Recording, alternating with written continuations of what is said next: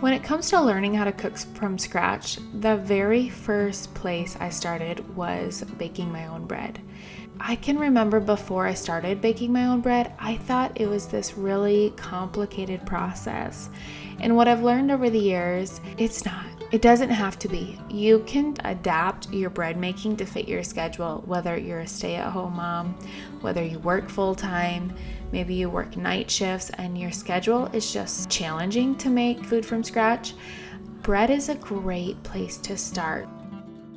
Here I am making my regular everyday white bread recipe. This has yeast in it.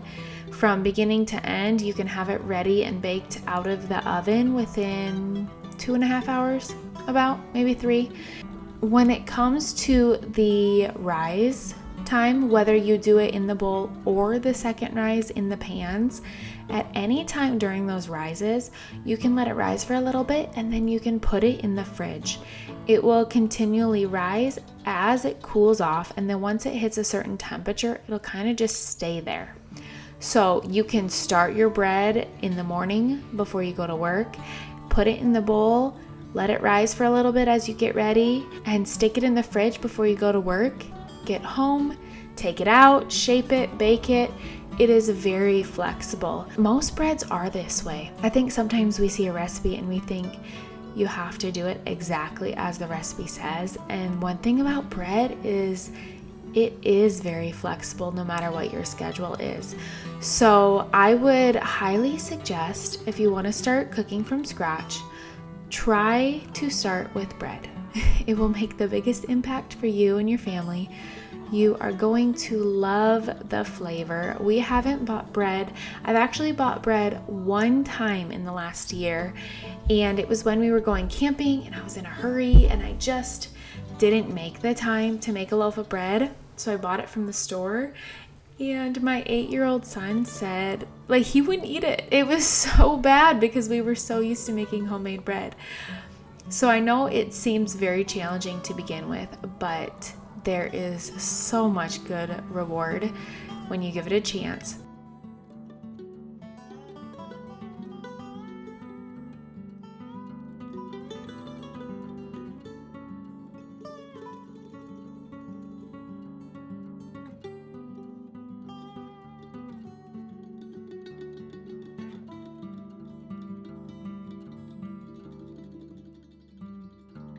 Now, you can see most of the time when you're making bread is rise time. That was just me mixing it up. You let it rise an hour, and after the first hour, you're going to shape it into your pans or whatever shape you want. I love cooking my bread in cast iron pans. These are specifically Lodge. They're the perfect size for the bread recipe that I suggest for beginners. And you can either butter them, or because I was lazy this day, I did line them with parchment paper. Either works fine. Parchment, sometimes the bread can stick to the cast iron, so parchment makes it so easy to just pop it out. I used to do this fancy shaping technique. Now I literally just stretch it out a little bit, roll it up, and it's good to go. I try not to deflate too much of the air. I do pinch the ends just so it seals it up, but it doesn't really matter. But I've switched to a very simple shaping technique, partly because I just don't have a ton of time with all these kids in the kitchen with me. I just like to get it in the oven as fast as possible. If you would like to find this recipe, I'll go ahead and leave the link to the blog post below in the description. Like I said, it is the best beginner-friendly recipe. It's so simple. I only use 6 ingredients. I like to use butter instead of vegetable or avocado oil. You can certainly use sugar and avocado oil. You'll actually use them the exact same measurements, so it's really easy to replace it.